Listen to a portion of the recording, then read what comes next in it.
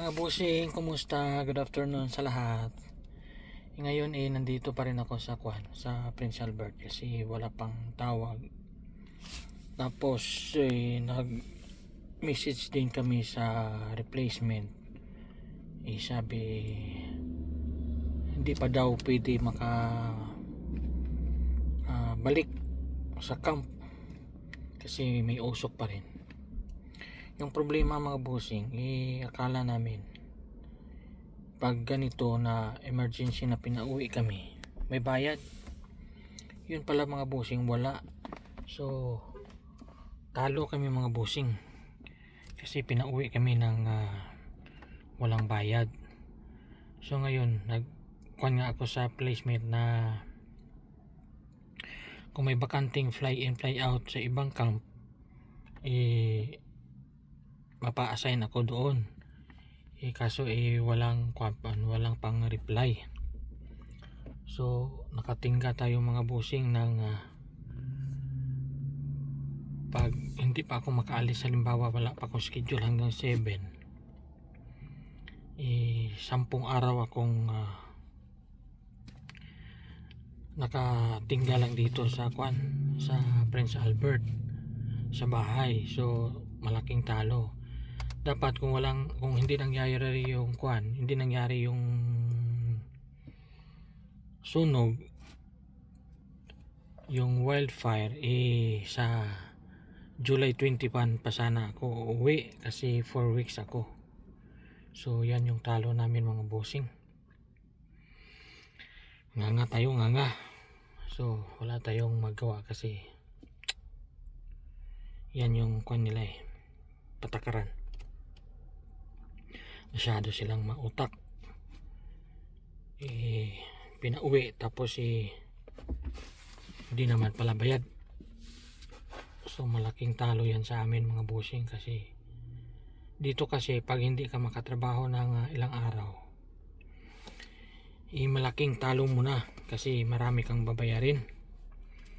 15.30 by weekly mga bossing, nagbabayad ka. Halimbawa itong sasakyan, automatic itong kumakaltas sa sa bank account ko.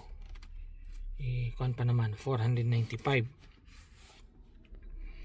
So kung sa atin kulang-kulang mga 20k siya by weekly. So isang buwan by weekly, yung isang buwan niya bossing is 40k. So 1,000 din yun, o 990.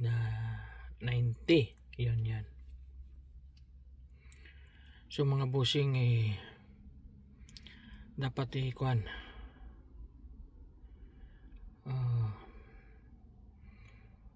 pag ganito dapat may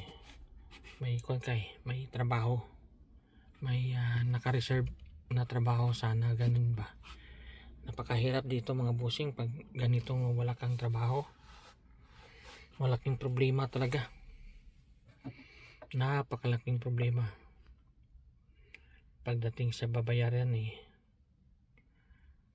Wala kang mahugot sa sa bangko, tsaka wala kang mahiraman dito mga bossing. Kung makahiram ka rin, ang taas ng tubo. Grabe yung tubo dito mga bossing pag makahiram ka ng pera. So yun nga, sana bossing makabalik agad. Pero kung makabalik rin, talo na ako ng 10 araw. 10 araw yung natalo ko mga bossing. Grabe, malaki-laki din yun At saka yun mga bossing, minsan hindi talaga ako upload kasi iniisip ko yung problema ba na makabalik agad.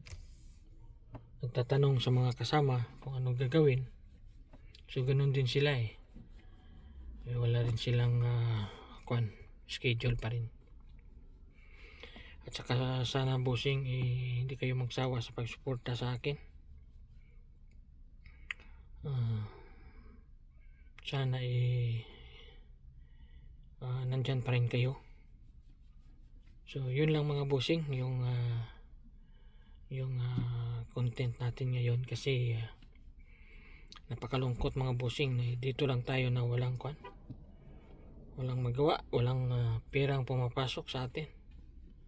So yun mga bossing, ingat araw-araw, babush.